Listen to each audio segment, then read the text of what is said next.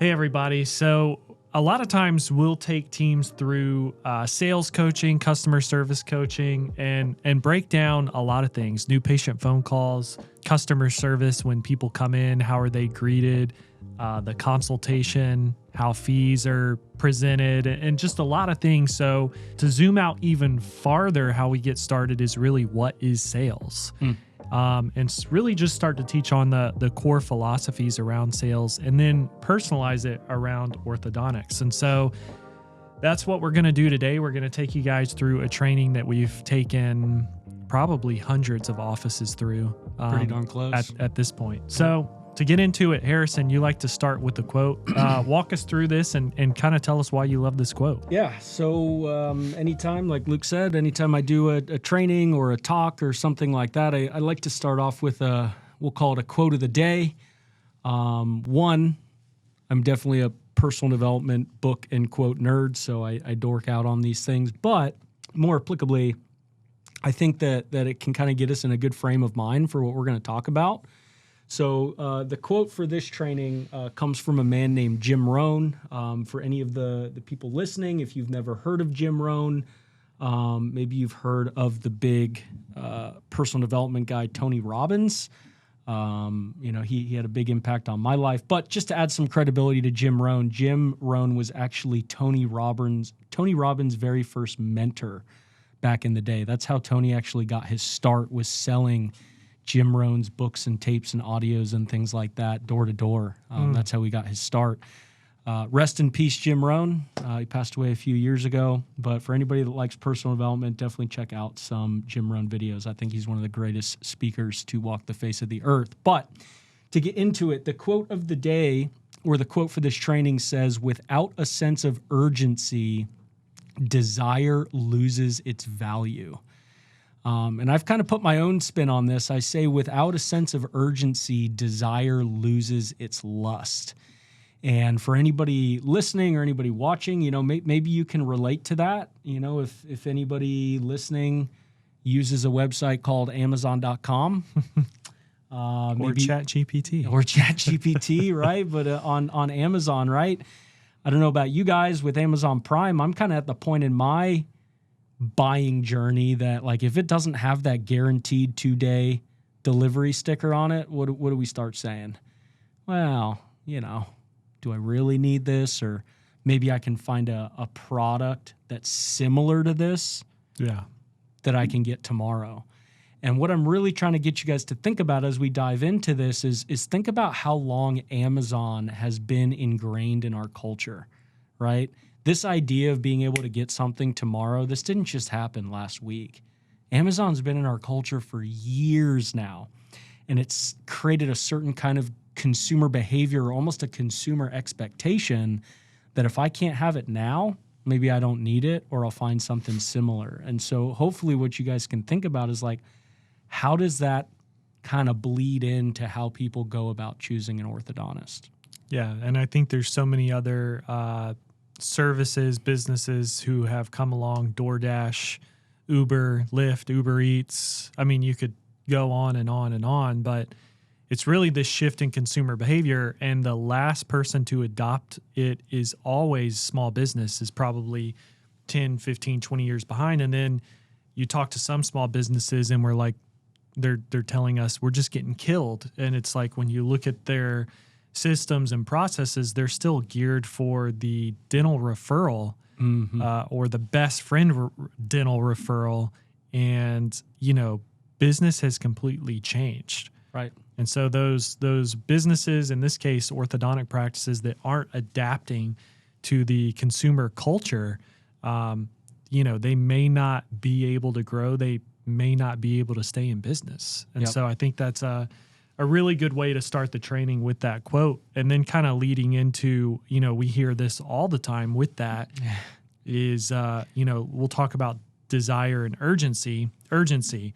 If you don't have that, it can take you 2 days to follow up, 5 days to follow up, a week to follow up. And then we hear this term all the time. They were a bad lead. Bad leads. So what is a bad lead? Well, typically what happens is, like, if I'm doing a training like this or giving a talk, I'll ask the audience, like, what what do you think's a bad lead? And I get the same thing every time. It's somebody who no-shows their initial new patient consultation. It's somebody who, doesn't pick up my call. It's somebody who hasn't been to the dentist in a year. It's somebody who I was texting and they fell off the train. And it's so interesting because then sometimes I'll say, so what is a good lead?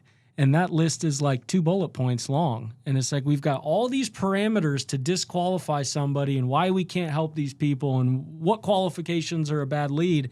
And we have like 2 or 3 indications of what a good patient is. And you look at the numbers, I don't remember, you might know the data better, but it's like orthodontics currently serves like, what is it, less than 3% of the entire population of people that could actually use treatment. Is it possible that maybe offices are writing people off way too soon?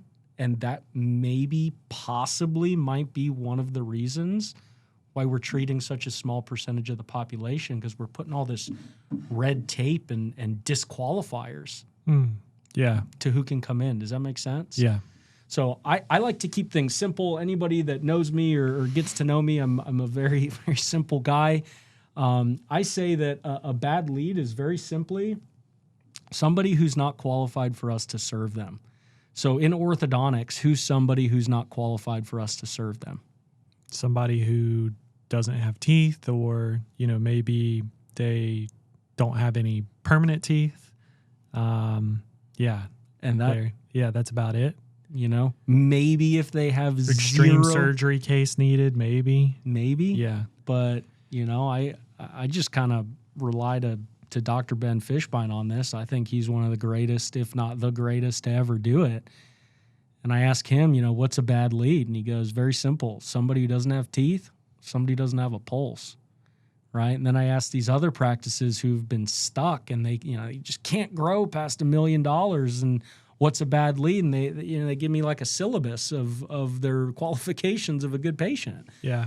It's just somebody not qualified for us to serve them. But think about it, right? Okay, somebody who doesn't have teeth, that's probably a bad lead for an orthodontist. Well, maybe you're a dentist listening to this. Is somebody who doesn't have teeth possibly a good lead for you? Right? Can you do dentures, implants, et cetera? Right? Same oral surgeon if you do implants, right? So a bad lead, quote unquote, and I hate that word, it really is subjective based on your practice and who you're able to serve. Yeah, that's a good point about the dentist, because all too often we're looking at the dentist as referring patients to us. We're not referring patients to them.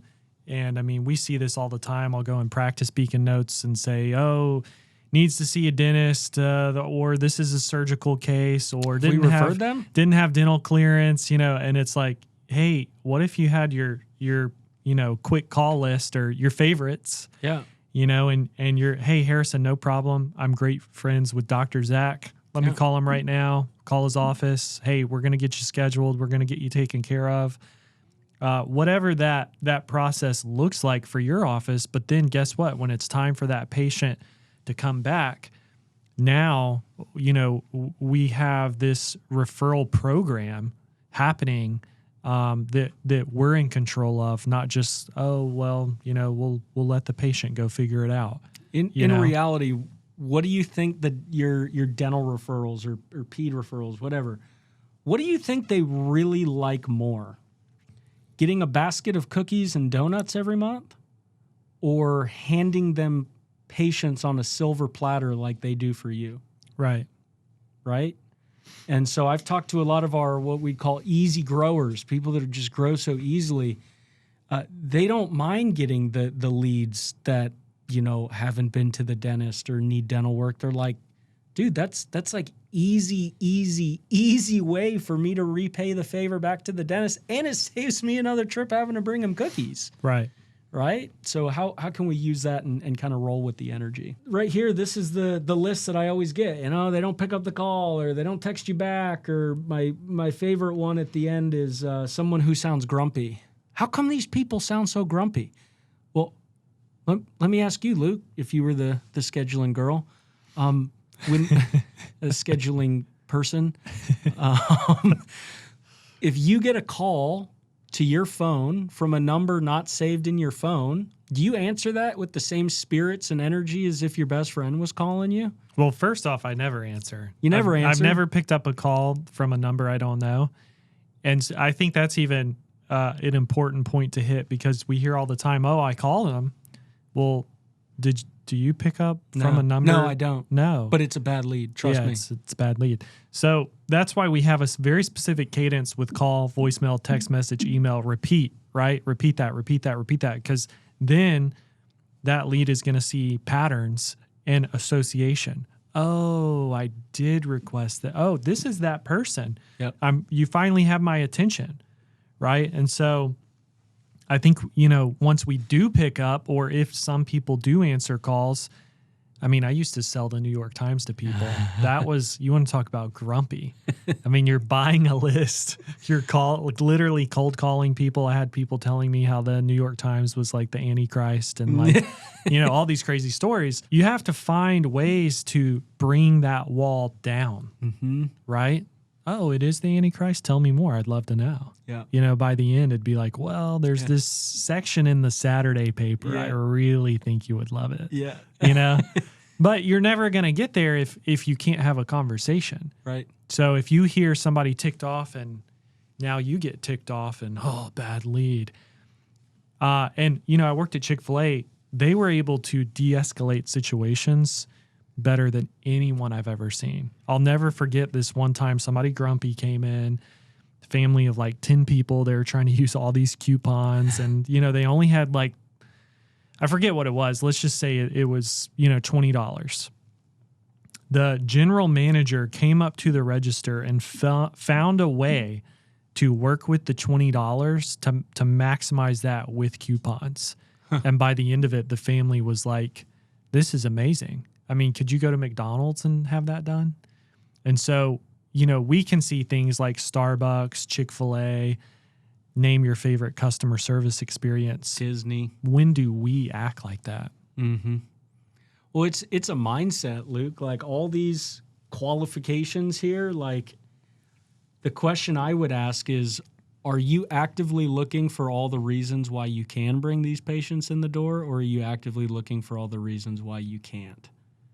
Because if you or your team, they simply don't want to do the work, or they're already busy, or they're already overwhelmed, or they've already got enough to do, it doesn't matter how good the leads are, they'll start figuring out things in this list here. Right. Right. But if let's say I'm your scheduling coordinator, your treatment coordinator, and I see the vision of helping you grow this business, and maybe I'm incentivized and have a little skin in the game to help you grow this business, I'm probably going to take all these things and throw them out the door and say, do you have teeth, and do you have a pulse, and do you have a desire to fix them? If so, I'll work through the rest of the nonsense. I want you guys to think about, anybody listening to this, especially if you've dealt with bad leads or no-shows or whatever, I want you to think about the last time that you bought, let's call it like a high-ticket item.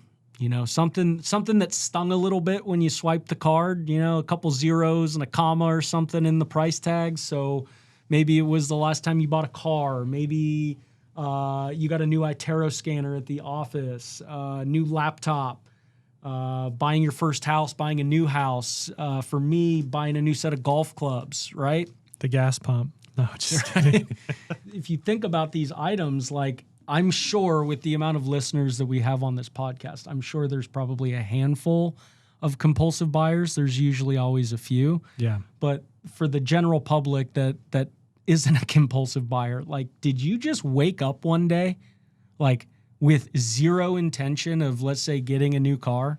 You wake up on a Saturday morning, you see an ad on Facebook or you see an ad on TV watching college football, and it says, new Jeep Wrangler, Labor Day special, and then just drive to the Jeep dealership that afternoon and buy the car, right?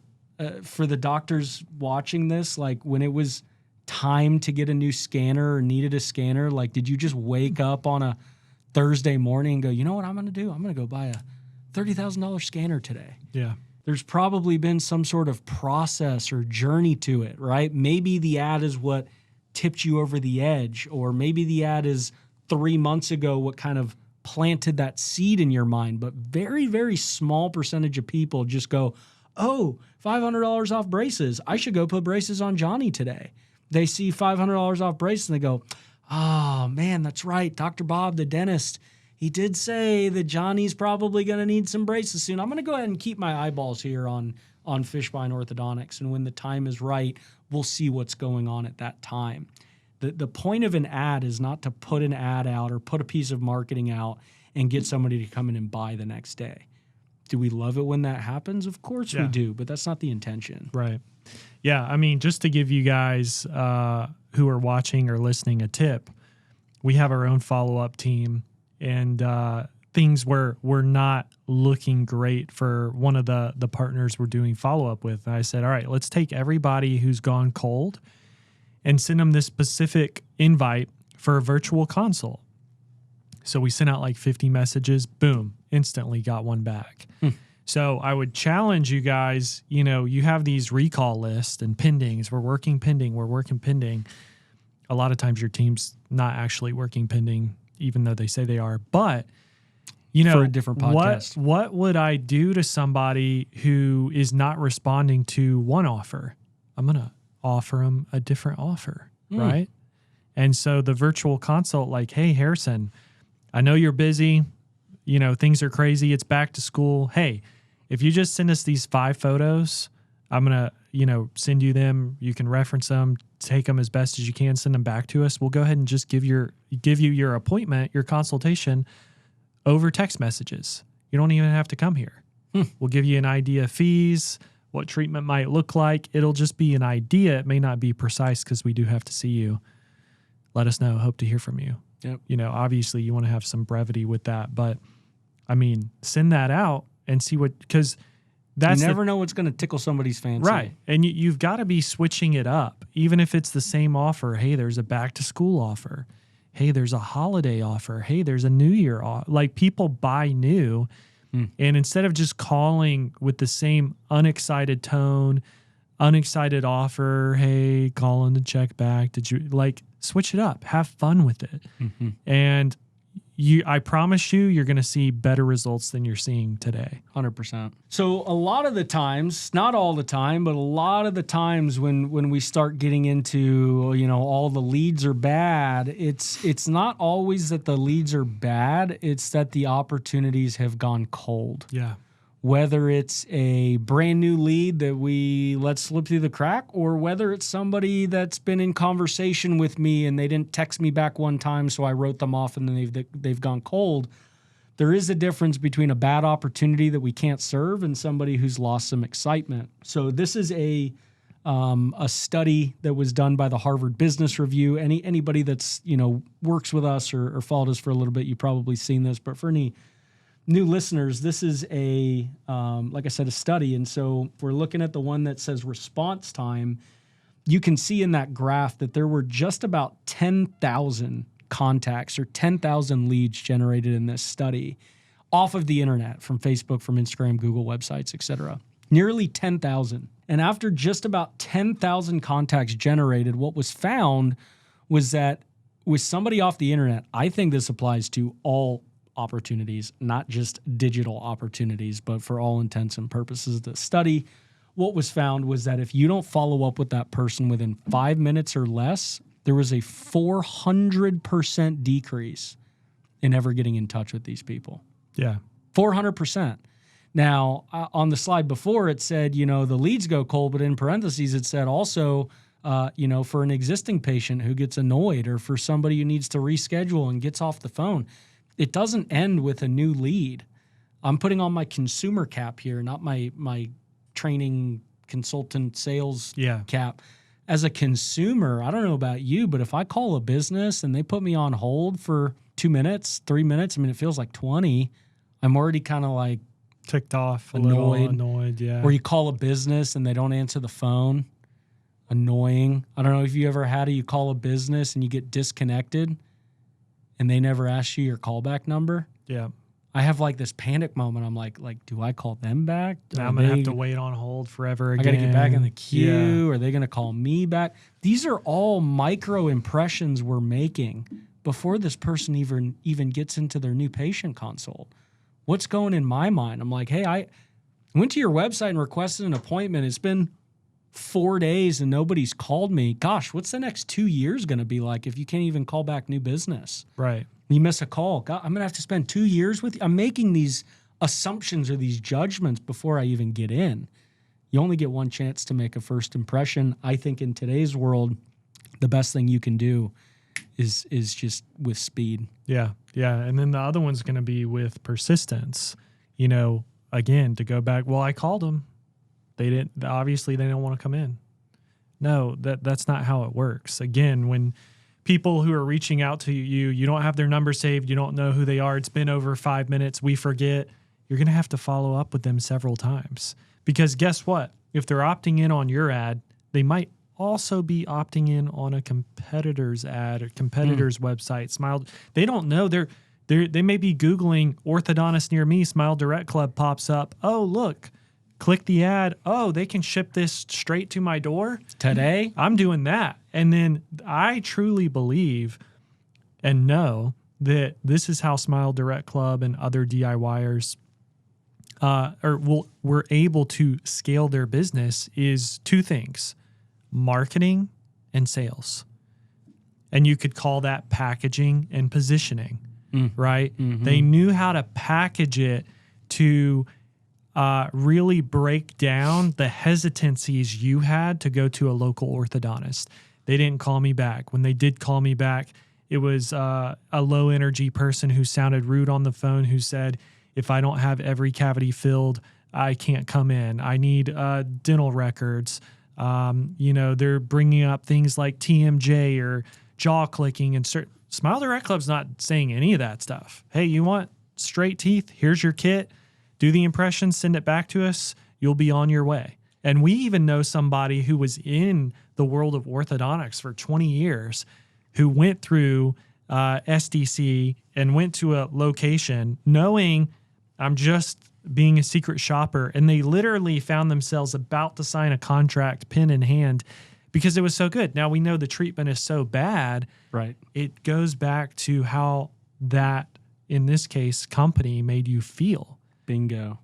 It's an emotional decision. People are not buying on logic. And so they may have started with logic. Oh, the dentist told me it's time for orthodontist.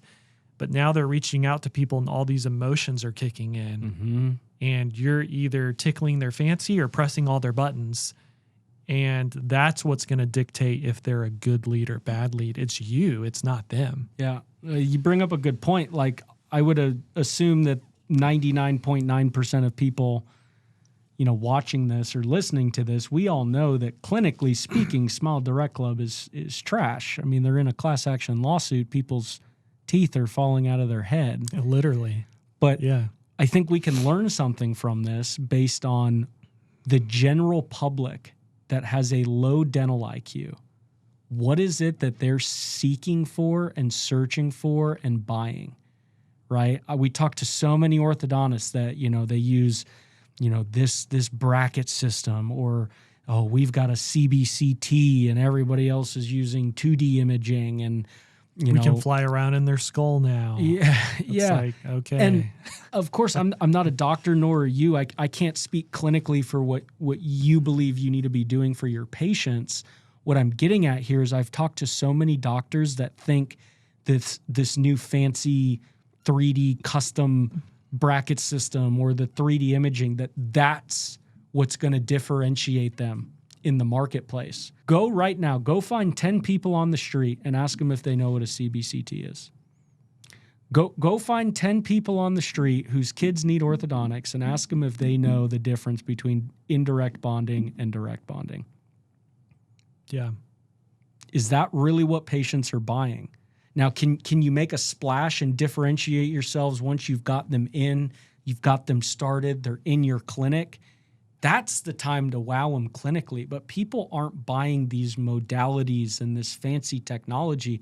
Smile Direct Club's probably making these aligners, in somebody's basement or something.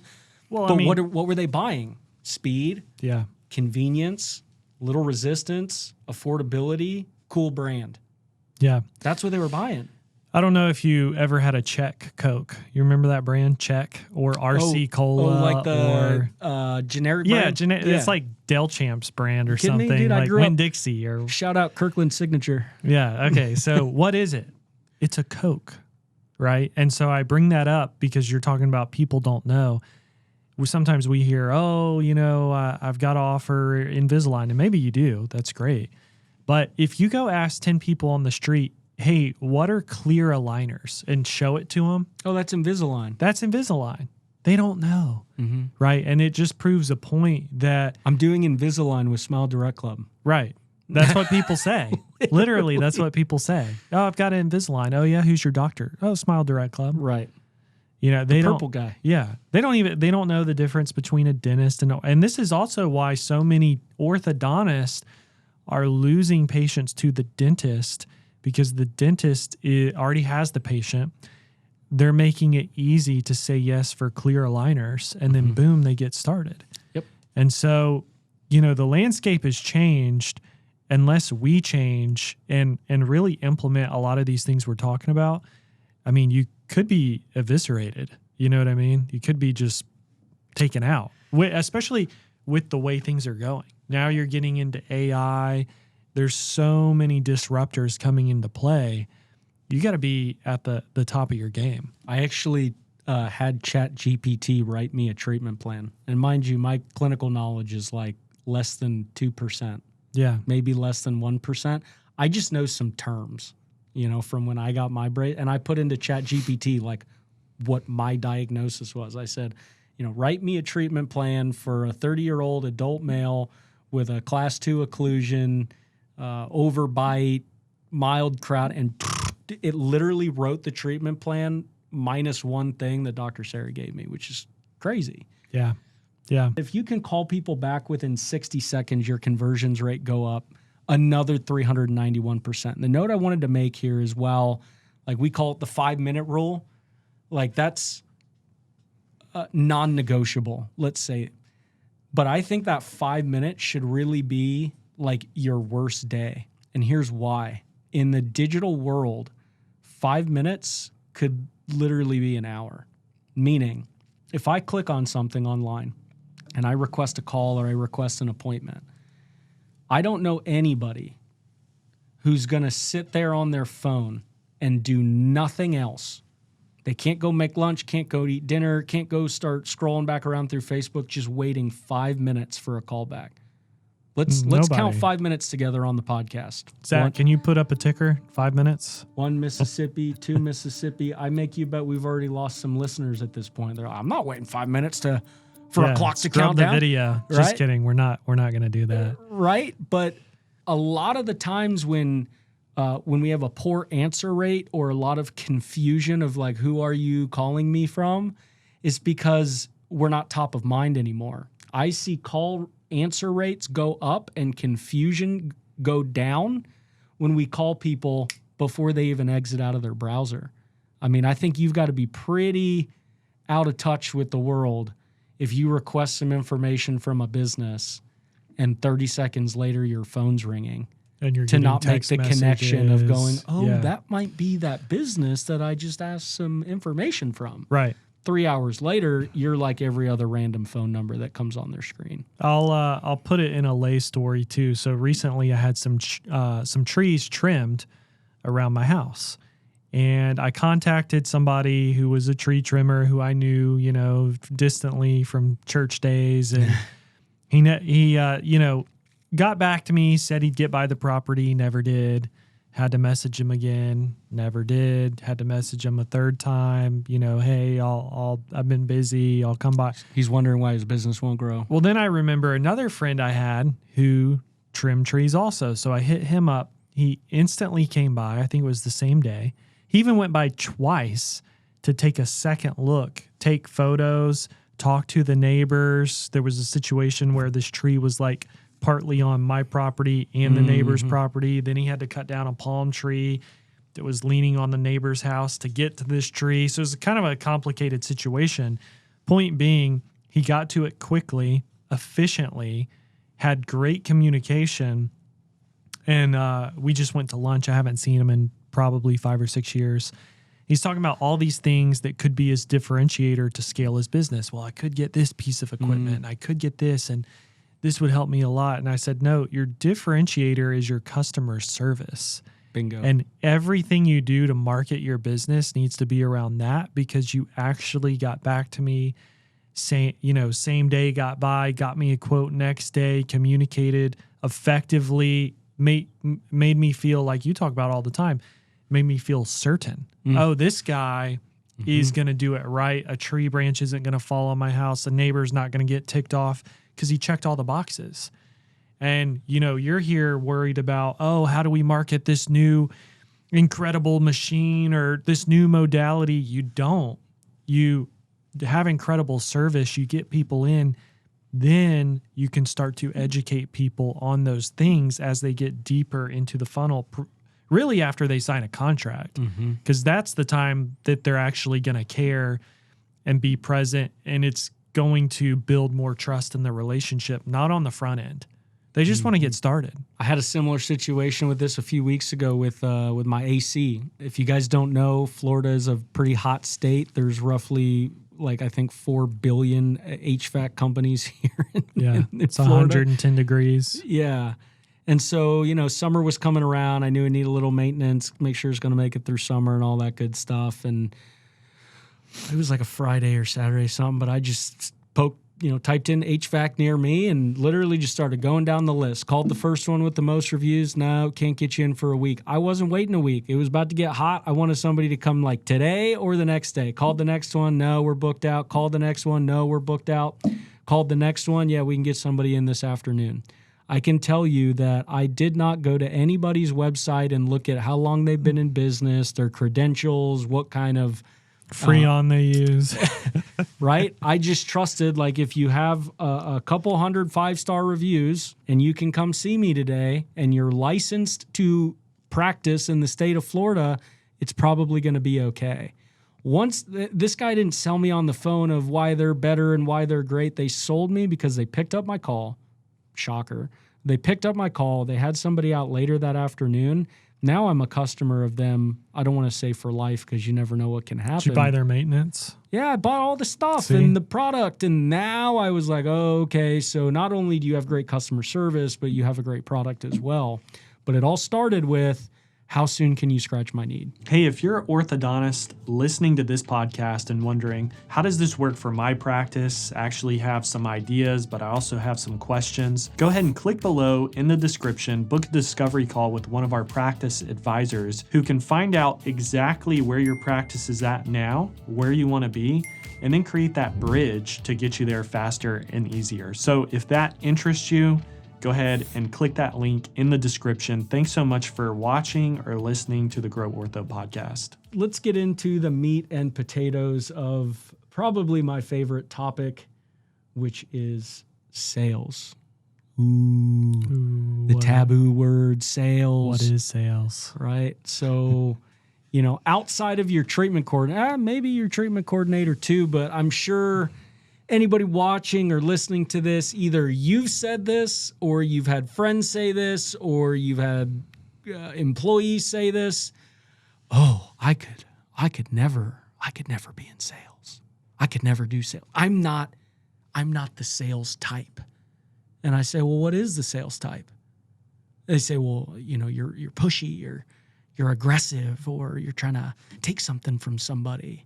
I said, well, car lots. Yeah, that's what comes to mind. What's the avatar? Yeah. Everybody says the used car salesman, big old fake smile and not really your needs and interests. But what it tells me is two things. Number one, over the last 10, 20 years, we've had a lot of really bad salespeople in the world. And that's why I think people have a negative connotation towards the word sales or selling people.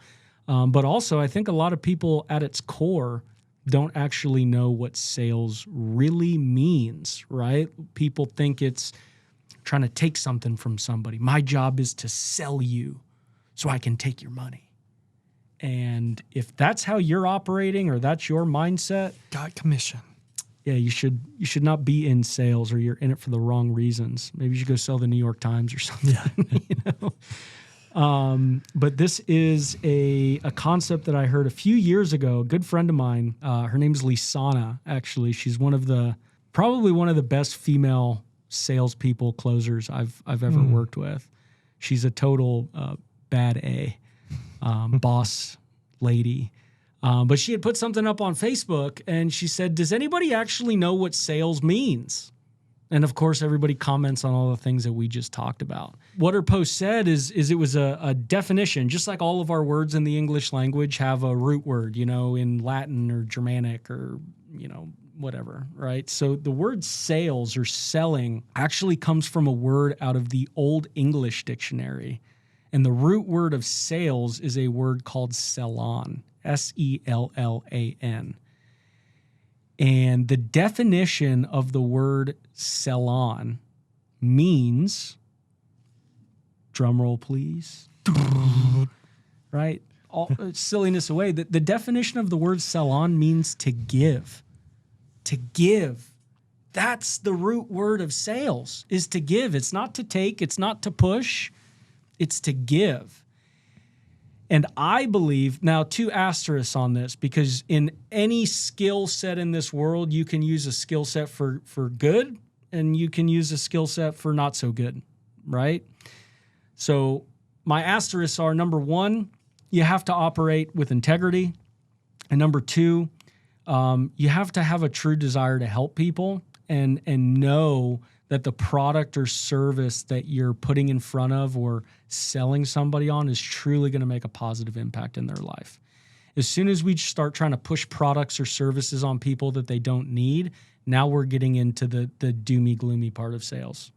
Mm-hmm. But if you're in a place where you can benefit or you need what I have, selling you or closing you down is really the highest form of service I can give you. Yeah.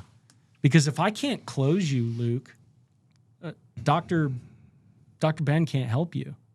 We can spend 10 hours in the consult room together talking about occlusions and rotations and rubber bands and extractions. Looking at imaging. Looking at CBs. And this is, your job. We can talk about this for 10 hours. But if I can't actually move you forward into a contract with treatment, my amazing doctor can't help you. Right. Did I actually give you service? Not really, right? So in that, what are we really giving people when we're selling them? Again, we have to operate with integrity. We have to have a desire to help people, and our product or service has to make a positive impact in their life. But granted, those things are in alignment. What are we giving people? Whether it's me, and by the way, guys, sales does not start in the consult room. Okay, sales starts at the initial impression when somebody clicks, opts in, reaches out, the initial phone call. The new patient call is a sales call, okay? But what are we giving on that call in that consult room working pending? I think beyond anything else, what we're giving people is we're giving people our time. They reached out to us looking for some help. How do I help you? I give you time. In addition to my time, I give you perspective. I give you wisdom. I give you information. I give you value. I give you expertise.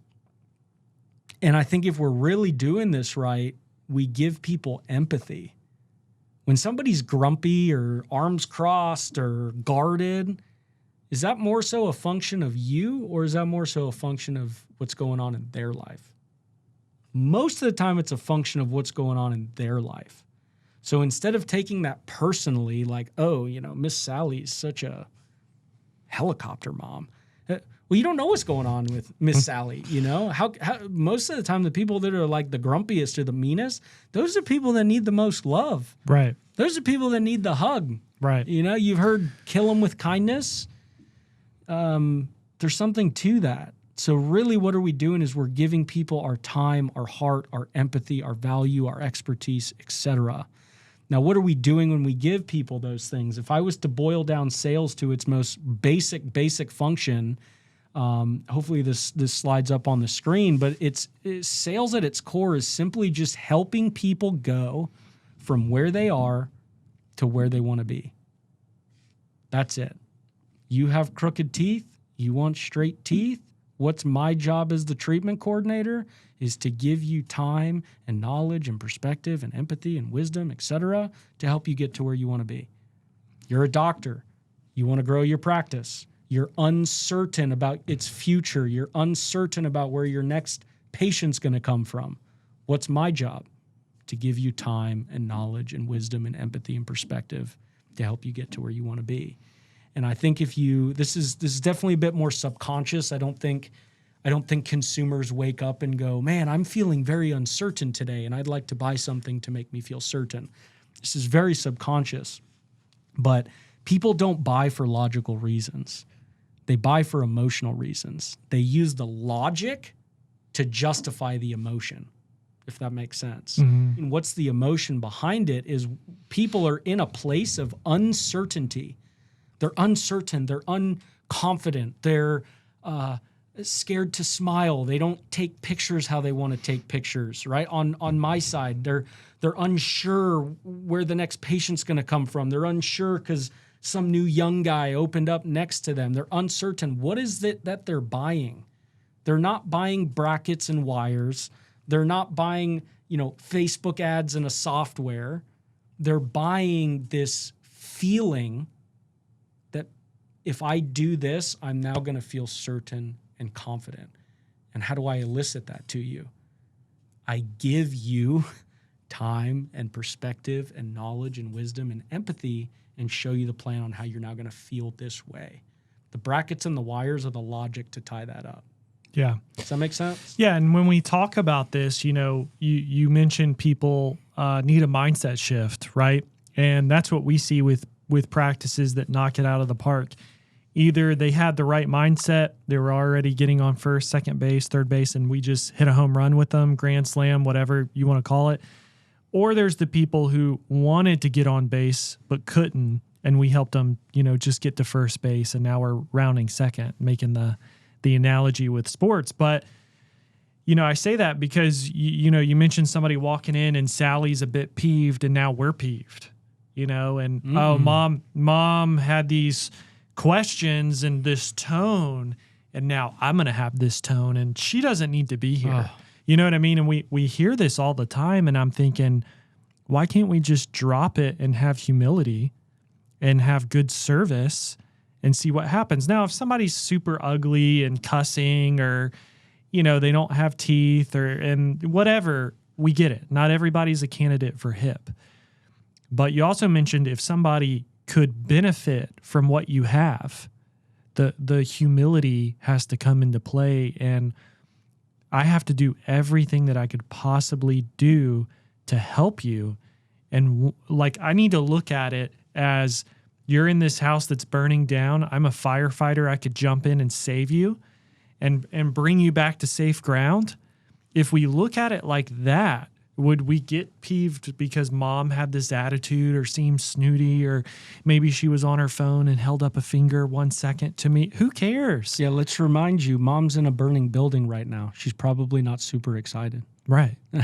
Yeah. And so her kids' teeth are growing out of their ears. She's right. Yeah. She needs some love. Maybe they have a little bit of debt, or, maybe they're over leveraged here. Maybe, her mom just died. We don't know what it is, but we have a moment and an opportunity to give them a great experience and take them on a good journey. Mm-hmm. And that needs to be the mindset, not they did this, or they talked this way, or they said this. And we hear it all the time, even you mentioned the new patient phone call. It's a sales call. We hear so many sales calls of just deterring the people to another office. Thousands of calls we've heard. And it's like, if you could just teach people these fundamentals, don't work with us, because if you don't have these fundamentals, it's not going to work anyway. But really install these principles that we're talking about. You could honestly go work with anybody and do well. Now, do we believe that we're the best? Yes, because we don't just have ads, and we have this training that we're going to teach you and your team, and we have software, and we have secret shop report card. We have all these things, but my point is, if you really just get this, we know orthodontists we're friends with who never come work with us. They do quite well. And it's because they're relying on these foundation principles that you could go install in any business, in any practice, across any vertical. Guess what? You're going to do good. Mm-hmm. You could have a taco stand. Mm-hmm. You could sell snow cones. Doesn't matter. You may not make that much money, but the point is you're going to have customers. Out. You know what I mean? Yeah. So I think that's the real key to understand here is like, you know, this isn't this sales pitch of like, oh, look at this stuff that Harrison and Luke have. Come work with him. No, it's just, hey, this is free information. If you don't want to work with us, just go put this in your practice, see what happens. Mm-hmm. I think whether it's your front desk person or your treatment court, really anybody in the practice, but really getting people to have a shift in perspective of like, what is their real duty to these patients? Like I tell people all the time, like, yeah, maybe my title is senior practice advisor and, you know, I do sales, but like sales is like part-time. I say the other part-time on my calls is it's like therapist. Yeah. Yeah. I can't tell you how many times I've been on a call and therapist. I can tell that there's just something else going on here. And I will stop the whole pitch and just pause and be like, Dr. Luke, like what? Talk to me, man. Like what's going on? Yeah. Is what's everything the real okay? issue here? Is everything okay? Yeah. Like forget Facebook ads. Like what's going on here, man?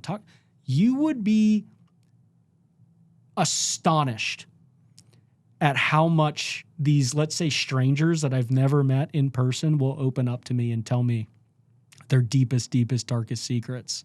And it's like, is your practice not thriving because of the consult volume? Or is your practice not thriving because of this deeper seated issue that's affecting everything else in your brain space? And if I can be let's say the light at the end of the tunnel to show you that, all of the other modalities I have are a no-brainer. I just got off a call today and it was like a discovery call and said, all right, let's go ahead and schedule the solution call. You know, once you get your wife on board, his wife's the doc. And he said, hey man, we can get on schedule solution call. You can give me the pitch. I just want to tell you at this point, it's ancillary. I've already made up my mind because I buy people. I don't buy products. I've been following you guys for a long time. I talked to you on the phone briefly for a year ago. Within 15 minutes of where this conversation went, he's like, obviously give me the pitch, but I'm just telling you that when we are ready to grow, like it's a done deal. I buy people.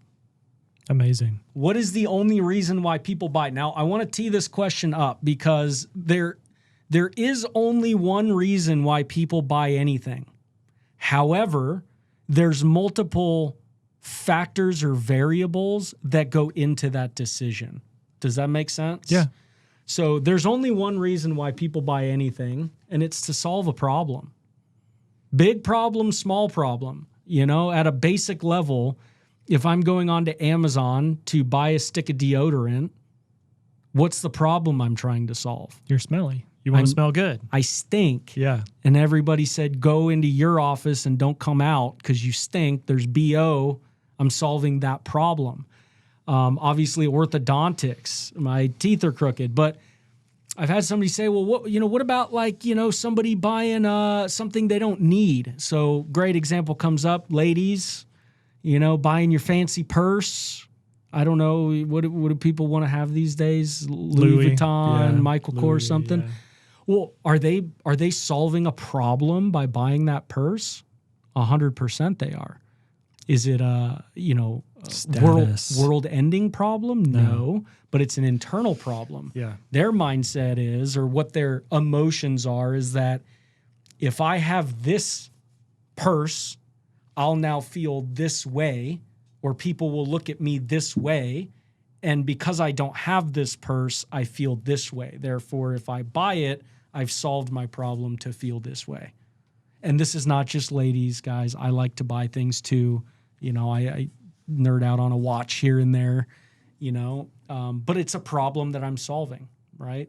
At all shapes or form, you're solving a problem. Now, this is the question, and I learned that many years ago. I think it was Grant Cardone I might have learned that from. That's the only reason why people buy stuff. But I took it further. I said, okay, well, here I am, and I have the solution to your problem. Your kid's got crooked teeth. I'm a board-certified orthodontist, and I have the solution to your problem. How come everybody doesn't buy from me? That's something to think about. All right. You're an orthodontist. You need more patients in the door. I have a framework here that we've built out for 9 years now. How come everybody doesn't buy? That's what I wanted to figure out. So there's factors that go into that. What are the factors that go into, even if I have the solution to your problem, what factors go into that?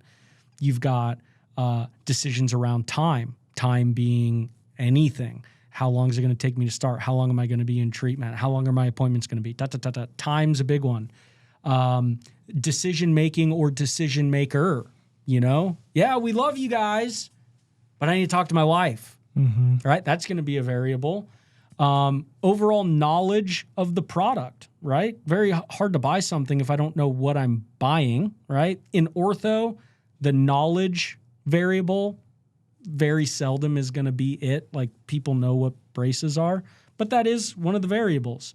And then finances and money. So those are kind of the big variables, are time, finances and money, decision-making or decision makers, and overall product knowledge. And so I ask people all the time, like, what's the biggest influence? What do you think most people say when I say what's the biggest variable when making a decision? Cost. Money. Of course, money is important. I would say the most impactful or the biggest reason is time. Now, this is very subconscious. I don't think some people, really smart people, figure out, how do I buy time? But the general public doesn't wake up and go, I wonder how I can buy some time today. Mm-hmm. But we do it at a very subconscious level. Give you a very basic example. Anybody who works during the day, why would somebody go buy or go out to lunch and buy a salad for lunch that costs $15 or $20 when you could go to the grocery store and buy a head of lettuce, a cucumber, and a tomato for $5? Are they walking through that store going, oh, I'm buying time today? No, but what's going through their head? Well, if I go to the store, I got to wash it, and I got to cut it, and I got to put it all together, and then I got to clean it. God, I'm probably going to spend more time prepping the darn thing than I am eating the darn thing. I'll just go over to Chick-fil-A and buy salad. At its core, what did you buy? You bought time. Let's look at these awesome companies like DoorDash and Uber Eats. DoorDash and Uber Eats do not sell food. They sell time. Oh, the sandwich is $5 with delivery fees and processing fees and tip. Sandwich is now $400. Done, right? They've bought. I got DoorDash sitting outside right now from Panda Express. Right? You bought time. Well, I got to do this podcast with Harrison, and by the time that's over, I won't get there by this amount of time. Yep. Boom. I'll pay the $5 delivery fee. I think it was $50, literally, for like a plate of two meats and some super greens. There you go. You can't, $50. You can't afford not to have that time.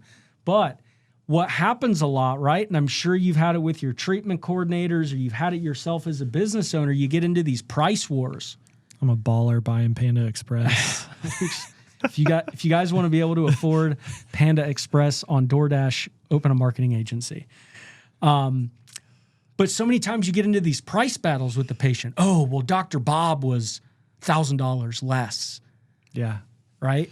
What's going on here? And this is probably one of the best gifts I could give anybody in sales or influence, or shout out Joe at Wentz Ortho. I love the word being a facilitator. Really, that one really stuck with me. Thanks, Joe. But what our job is, or what my job is, or what your job is that person is simply focusing on the least impactful thing in the conversation. They're focused on the price and they're focused on the money.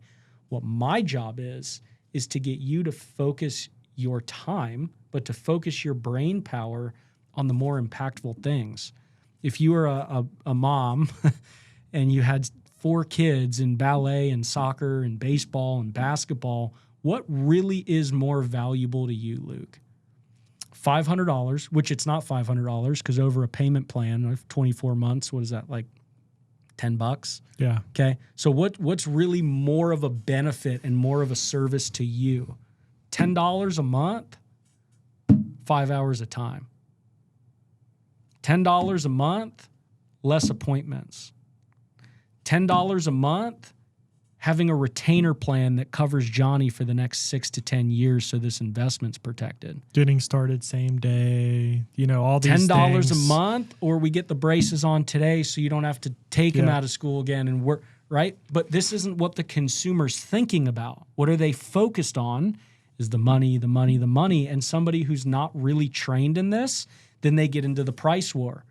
Oh, well, what if I just take $500 off? Oh, what if I just give you the free brackets? What if I just and they're not bringing their focus on the right things.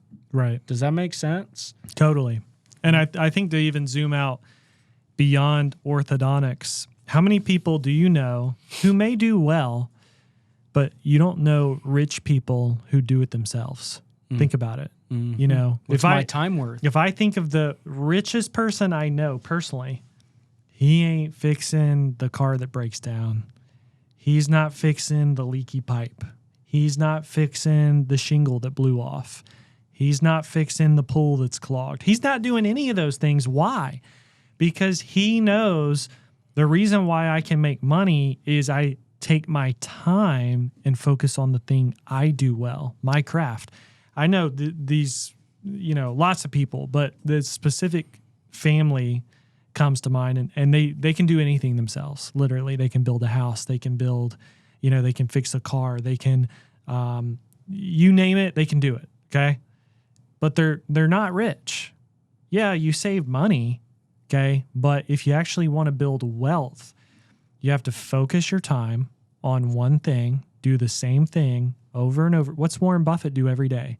You think when Warren Buffett's house has a problem, dishwasher has a problem, car has a problem, he's taking care of it? No. No shot. No shot. Hey, I'm not rich, and but you may have principles or habits that are building, right? Because Warren Buffett, he didn't become a billionaire until what, 50s? Something like that. Don't quote me on it. I think it's 50s. But you could say, look at Colonel Sanders, and he didn't start $1 million business or a business that actually survived until he was 65. But what was he doing? He was making chicken all the time. You know what I mean? And so Warren Buffett, to go back to him, he's literally making calls, making trades, making deals all day, every day. He pushes out everything else, right? Michael Jordan wasn't fixing his pipe that burst under the sink. And you have to go all the way back to the beginning, because people will say, oh, yeah, but he was this famous athlete, or Warren Buffett's this billionaire. But they literally had the same habit for 40 years, 20 years, 60 years. And so if you actually want to become something, if you have a picture in your head, I guarantee you it's using your time wisely. And I'll frame it around this to kind of wrap it up and put a bow on it. We see so many orthodontists who went to school for 20 years, spent $800,000 on, dental school residency, now spend another $250,000 or $500,000 or $1 million on this office build out. And I'm going to be the TC because I can do it better. I'm going to be the bookkeeper because I need to look at all this, and I'm going to categorize things, because heaven forbid I get double charged $24 on my QuickBooks subscription, just all these things. And we tell orthodontists, hey, if you want to come work with HIP, you have to want to be a full-time orthodontist in the clinic. You're not being TC, you're not being office manager, you're not being finance, insurance. You are doing one thing and using your time wisely. Then you can grow and scale. You got to act as if. I learned this when I was 19. Act as if. If you were a millionaire, how would you act? How would you stand? How would you talk? How would you carry yourself? Here I am, 19 years old in college, and I'm like, it's probably a little too pompous at that time, but of course, most 19-year-olds, right? Yeah. But act as if, right? Yep. All right, so we're running out of time, so we're actually going to do a 2-part series. You didn't know this, neither did I, but we're gonna put together another video to go even deeper, dig into tone, tempo, precise This is a good place to end, though. Precise type of follow-up. All these more nuanced things we'll get into, but this is part 1. So thanks for watching, and hope it helps. Hey, did you enjoy this video? Click right here for another great video for orthodontist and dentist. we hope to see you there.